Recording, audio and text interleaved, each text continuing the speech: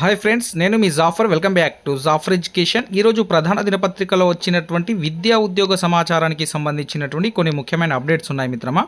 వాటన్నిటిని మనము one by one క్లియర్గా తెలుసుకుందాం. అదేవిధంగా టెట్ అండ్ డిఎస్సికి సంబంధించినటువంటి free PDF notes, materials, daily current affairs updates మన యొక్క వాట్సాప్ గ్రూప్లో మీకు ఫ్రీగా అందించబడతాయి మిత్రమా. మీకు కావాలి అనుకుంటే మీకు మన యొక్క వాట్సాప్ లింక్ నేను కామెంట్ సెక్షన్లో పిన్ చేసి పెడతాను. తప్పకుండా మన యొక్క వాట్సాప్ గ్రూప్లో జాయిన్ అవ్వండి. మీకు క్వాలిటీ టెట్ అండ్ డిఎస్సికి సంబంధించినటువంటి PDF notes, short notes, revision notes అందించబడతాయి. అదేవిధంగా టెట్కి సంబంధించినటువంటి టెస్ట్ సిరీస్ కూడా మనకు యాప్లో అందుబాటులో ఉంటుంది. సో ఇక్కడ మీరు యాప్ యొక్క లింక్ నేను కామెంట్ సెక్షన్లో పిన్ చేసి పెడతాను. యాప్లో ఉన్న టెస్టులు రాయండి. గ్రాండ్ టెస్టులు కూడా ఉన్నాయి. దాదాపుగా ఒక 10 గ్రాండ్ టెస్టులు అనేటివి ఉంటాయి. అదేవిధంగా టాపిక్ వైజ్ టెస్ట్లో ఒక 55 ఉంటాయి. సో ఆ టెస్టులను మీరు ప్రాక్టీస్ చేయండి. ప్రాక్టీస్ చేసినట్లయితే టైం మేనేజ్మెంట్ కావచ్చు, మీకు అవే క్వశ్చన్స్ టెట్ ఎగ్జామ్లో వచ్చినట్లయితే టైం అనేది కూడా సేవ్ అవుతుంది.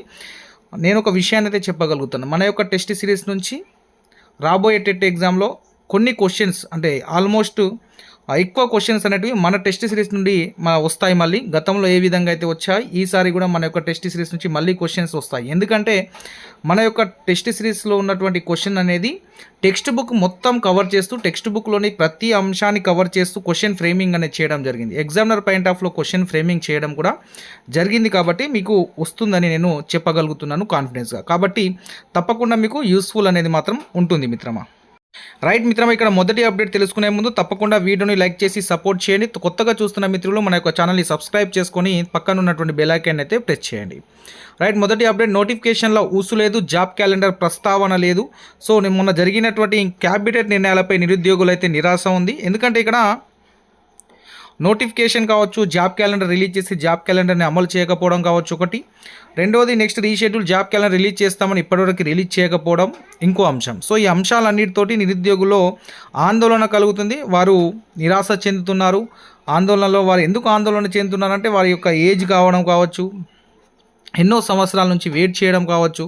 సో ఇలాంటివన్నీ వారిలో ఆందోళన కలిగిస్తున్న అంశాలు. కాబట్టి తప్పకుండా ప్రభుత్వం ముఖ్యంగా నిరుద్యోగులకు సంబంధించి టైం ప్రకారం జాబ్ క్యాలెండర్ ప్రకారం ఒకసారి రిలీజ్ చేస్తే దాని ప్రకారం నోటిఫికేషన్ కావచ్చు, రిజల్ట్ కావచ్చు ఇచ్చినట్లయితే వారిలో ఒక నమ్మకం అనేది వస్తుంది. రైట్, ఈ ఫలానా తేదీన నోటిఫికేషన్ వస్తుంది, ఫలానా తేదీన ఎగ్జామ్ ఉంటుంది, ఫలానా తేదీన రిజల్ట్ వస్తుంది అనే వాళ్ళకు ఒక క్లియర్ ఉంటే వారికి మెంటల్ టెన్షన్ అనేది తగ్గి వారి చదువు మీద ఫోకస్ చేసి సో వారు జాబ్ని సాధించడం లేకుంటే వేరే జాబ్ చూసుకోవడం కానీ చేస్తారు.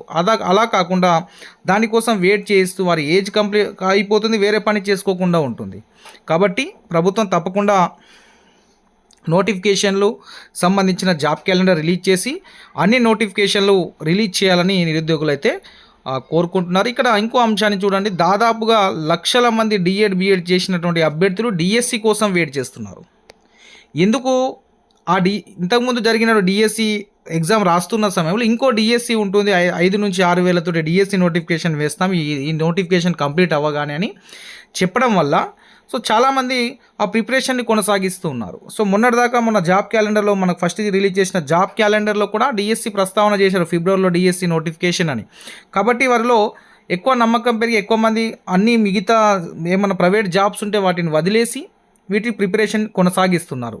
తీరా చూశాక ఎస్సీ వర్గీకరణ దానితో లేట్ కావడం జరిగింది. సో మొత్తానికి ఆ ఎస్సీ వర్గీకరణ కంప్లీట్ అయిపోయిన తర్వాత కూడా ఇప్పటివరకు నోటిఫికేషన్స్ అంటే రిలీజ్ కాలేదు డిఎస్సికి సంబంధించి. సో ఇది రెండో టెట్ నోటిఫికేషన్ 2 సార్లు వచ్చాయి. ఎగ్జామ్స్ కూడా మనకు జూన్ 18 నుంచి ఉన్నాయి.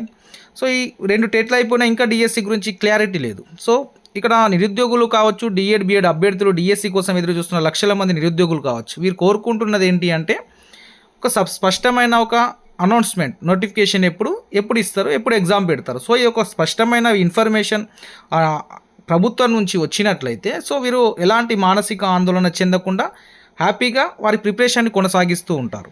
కాబట్టి ప్రభుత్వము ఈ డిఎస్సికి సంబంధించిన అదేవిధంగా job calendar, reschedule job calendar కావచ్చు, ఇవన్నీ ఈ మంత్ ఎండింగ్ కల్లా రిలీజ్ చేయాలని నిరుద్యోగులు అయితే ఆశిస్తున్నారు.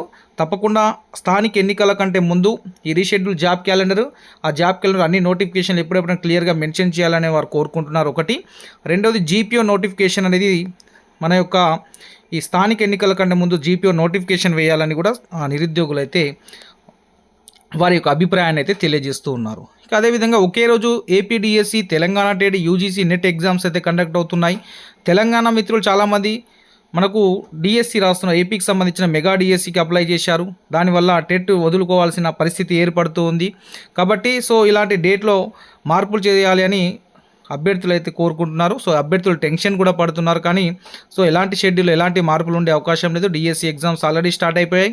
తెలంగాణ షెడ్యూల్ కూడా వచ్చేసింది. యూజీసీ నెట్ వాళ్ళు కూడా అలా టైం టేబుల్ని చేంజ్ చేయరు మిత్రమా. నెక్స్ట్ ఇక ప్రతి ఏటా డిఎస్సి ఏపీలో ఇంకా 81 లక్షల మంది నిరక్షరాస్యులు 100% అక్షరాస్యత సాధనకు అక్షర ఆంధ్ర కార్యక్రమం విద్యాశాఖ సమీక్షలో మంత్రి నారా లోకేష్. సో ఇక్కడ తెలంగాణ వీడియో వచ్చిన తర్వాత బైఫర్గేషన్ తర్వాత జూన్ 2 తర్వాత ఏపీలో దాదాపుగా 4 మెగా డిఎస్సీలు వచ్చాయి. అంటే చాలా భారీ ఎత్తున నోటిఫికేషన్స్ వేయడం జరిగింది టీచర్స్కి సంబంధించి. మన తెలంగాణ వచ్చిన కాడ నుంచి తెలంగాణలో వచ్చినటువంటి నోటిఫికేషన్లు 2. ఒకటి 8,000 తోటి, మొన్న వచ్చినటువంటి 11,000 తోటి. సో దాదాపుగా 19,000 వేకెన్సీస్ మాత్రమే తెలంగాణలో వస్తే ఏపీలో దాదాపుగా మొన్న ఈ మెగా డిఎస్సి ఒక్క దాంట్లోనే 16,000 పోస్టులతోటి నోటిఫికేషన్ వేయడం జరిగింది. కాబట్టి సో మన తెలంగాణలో టీచర్ నోటిఫికేషన్స్ అనేవి చాలా తక్కువగా వస్తున్నాయి. టీచర్ రిక్రూట్మెంట్ చాలా తక్కువగా జరుగుతుంది. కాబట్టి దానికి కూడా ఒక కారణంగా టీచర్స్ లేకపోవడం కూడా ఎన్రోల్మెంట్స్ అనేవి తగ్గుతున్నాయి. కాబట్టి తప్పకుండా మన తెలంగాణలో కూడా ప్రతి ఏటా డిఎస్సి రిక్రూట్ చేయడం కావచ్చు, ఇలా చేయాలి. ఇలా జాబ్ క్యాలెండర్ రిలీజ్ చేసి ఎప్పటికప్పుడు ఖాళీలను భర్తీ చేయాలని నిరుద్యోగులు అయితే కోరుకుంటున్నారు. ఇక నెక్స్ట్ ఇక్కడ జూన్ 18 నుంచి గ్రూప్ 3 ధృవీకరణ పత్రాల పరిశీలన. నిన్న మనకు సెలెక్షన్ లిస్ట్ అయితే వచ్చింది. 1388 గ్రూప్ 3 పోస్టుల భర్తీకి నిర్వహించిన రాత పరీక్షలో మెరిట్ ఆధారంగా ధృవీకరణ పత్రాల పరిశీలనకు ఎంపికైన అభ్యర్థుల జాబితాను టీజీపీఎస్సీ ప్రకటించింది. ఈ నెల 18 నుంచి జూలై 8 వరకు ఉదయం 10:30 నుంచి 1:30 వరకు, మధ్యాహ్నం 2 నుంచి 5:30 వరకు సర్టిఫికేట్ వెరిఫికేషన్ అనేది ఉంటుంది. 1462 మందితో అభ్యర్థులతో జాబితా రూపొందించామని, వీరిలో క్రీడా కోర్టులో 81 మంది ఉన్నారని చెప్పారు. సో దాదాపుగా ఈ నెల 17 నుంచి జూలై 9 వరకు వెబ్ ఆప్షన్ల నమోదు కూడా ఉంటుంది. సో రోజువారీ షెడ్యూల్ను ఈ నెల 10 నుంచి ప్రకటిస్తామని వెల్లడించారు. సో ధృవీకరణ పత్రాల పరిశీలనకు హాజరు కాని అభ్యర్థులను తదుపరి ఎంపిక ప్రక్రియకు పరిగణలోకి తీసుకోబోమని కమిషన్ స్పష్టం చేసింది. కాబట్టి గ్రూప్ 1లో 3వ విడతలో ధృవీకరణ పత్రాల పరిశీలనకు ఎంపికైన అభ్యర్థుల జాబితాను కమిషన్ వెలువరించింది. ఆయా అభ్యర్థులు ఈ నెల 16న పరిశీలనకు హాజరు కావాల్సి ఉంటుంది. నేటి నుంచి దివ్యాంగుల ఉపకరణాలకు దరఖాస్తు. అయితే రాష్ట్రంలో అర్హులైన దివ్యాంగులకు ఉచితంగా ఉపకరణాలు అందించనున్నట్లు దివ్యాంగుల సంక్షేమ శాఖ డైరెక్టర్ శైలజ తెలిపారు. ఉపకరణాల కోసం ఈ నెల 7 నుంచి 18 వరకు తెలంగాణ ఓబీఎంఎంఎస్ వెబ్సైట్లో దరఖాస్తు చేసుకోవాలి. నెక్స్ట్ ఇక్కడ సిపిఎస్ రద్దుపై నిర్ణయం తీసుకోకపోవడంపై బాధాకరమని తెలంగాణ ఉపాధ్యాయ ఉద్యోగ సంఘాలు అయితే చెప్తున్నాయి. డీసెట్కి సంబంధించిన సర్టిఫికేట్ వెరిఫికేషన్ షెడ్యూల్ అయితే రిలీజ్ అయింది మిత్రమా. ఈ నెల 9 నుంచి జూన్ 9 నుంచి మన యొక్క సర్టిఫికేట్ వెరిఫికేషన్ అయితే స్టార్ట్ కాబోతుంది. సో ఏమేమి సర్టిఫికేట్లు తీసుకెళ్ళాలి డీసెట్కి సంబంధించి అంటే, డీసెట్కి సంబంధించిన hall ticket, rank card, secondary school certificate అంటే SSC memo, intermediate certificate, bonafides up to intermediate. మీరు మీ ఫస్ట్ క్లాస్ నుంచి ఇంటర్ వరకు మీ యొక్క బోనోఫైడ్స్ని తీసుకెళ్ళండి. క్యాస్ట్ సర్టిఫికేట్, అదేవిధంగా లేటెస్ట్ ఇన్కమ్ సర్టిఫికేట్ తీసుకోండి. హ్యాండిక్యాప్ కావచ్చు, ఎన్ఎన్సీసీ ఉంటే ఆ సర్టిఫికేట్ తీసుకోండి. స్పోర్ట్స్ సర్టిఫికేట్స్ ఉంటే sports certificates, transfer certificate, TC కూడా అడగడం అనేది జరుగుతుంది. ఇవి మీకు కావాల్సినటువంటి వెరిఫికేషన్కి కావాల్సినటువంటి అంశాలు. దీంతోపాటు దీంట్లో ఆధార్ కార్డు మెన్షన్ చేయాలి. ఆధార్ కార్డు జిరాక్స్ కూడా అడుగుతారు. సో ఆధార్ కార్డు కూడా తీసుకెళ్ళండి. DEECET hall ticket, rank card, second SSC memo, inter memo, bona fides, caste certificate, latest income certificate, transfer certificate అంటే టీసీ. దాంతోపాటు ఆధార్ కార్డ్ని కూడా తీసుకెళ్ళండి. అదేవిధంగా 3-4 ఫోటోలు కూడా దగ్గర ఉంచుకోండి. ఫొటోస్ కూడా అక్కడ అవసరం పడతాయి. సో ఇది డీసెట్కి సంబంధించిన సర్టిఫికేట్ వెరిఫికేషన్. ఏ విధంగా వెళ్ళాలంటే ఇక్కడ మీకు ర్యాంక్స్ కూడా మెన్షన్ చేయ, ఏ రోజు ఏ ర్యాంక్ వారికి పిలవడం అనేది జరిగింది అనేది కూడా ఇచ్చారు. సో అక్కడ ఆ యొక్క సెంటర్కి వెళ్ళాలి. గౌడ్-డైట్ ఆదిలాబాద్, ఉమ్మడి ఆదిలాబాద్ జిల్లా వారు అందరూ గౌడ్-డైట్ ఆదిలాబాద్లో వెళ్ళాలి. మొత్తం టోటల్ నెంబర్ ఆఫ్ స్టూడెంట్ 4085. ఆ సీరియల్ నెంబర్ ఆఫ్ లిస్ట్ వస్తుంది. అదేవిధంగా ఇక్కడ ఏ ర్యాంక్ అనేది కూడా మీకు మెన్షన్ చేస్తారు. ఏ రోజు డే 1 రోజు 9 రోజేమో 1 నుంచి 850 ర్యాంక్ వాళ్ళు రావాలి. అదేవిధంగా 10, అదే 11, 12, 13 ఇలా మీకు 9, 10, 11, 12, 13 తేదీలలో ఈ యొక్క సర్టిఫికేట్ వెరిఫికేషన్ అనేది ఉంటుంది. అన్ని ఉమ్మడి జిల్లాలలో ఉన్నటువంటి గవర్నమెంట్ డైట్ కాలేజ్లో మీ యొక్క సర్టిఫికేట్ వెరిఫికేషన్ ఉంటుంది. తప్పకుండా ఈ సర్టిఫికేట్ వెరిఫికేషన్కి అటెండ్ కావాల్సి అయితే అందరికీ అవసరం ఉంటుంది. సర్టిఫికేట్ వెరిఫికేషన్ అటెండ్ అయితేనే మీరు సీట్ అలాట్మెంట్ అనేది జరుగుతుంది. కాబట్టి తప్పకుండా ప్రతి ఒక్కరు ఈ యొక్క అంశాన్ని మీరు చూసుకొని వెళ్ళండి మిత్రమా. ఇంకా ఇక్కడ మన యొక్క టెస్ట్ సిరీస్ మిత్రమా తప్పకుండా తీసుకోండి.